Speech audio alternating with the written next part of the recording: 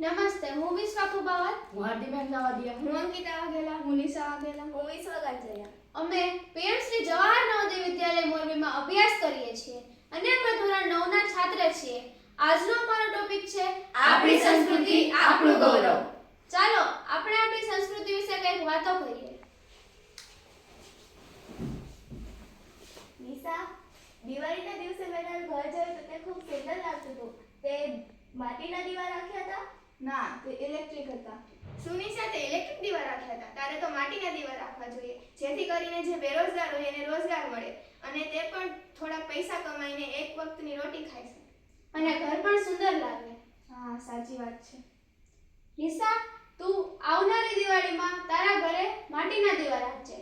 હા, સાચી વાત છે. આના કારણે કેટલા બધા લોકો ભોગવે છે, જેમ કે આ કારીગર, વડીલો, આ ખાસ કરીને આજની યુવા પેઢી.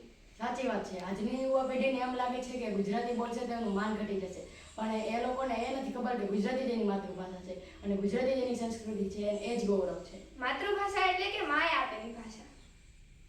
શું આપણે આપણી સંસ્કૃતિ માટે કંઈક કરવું જોઈએ? ચાલો ને આપણે કંઈક કરીએ.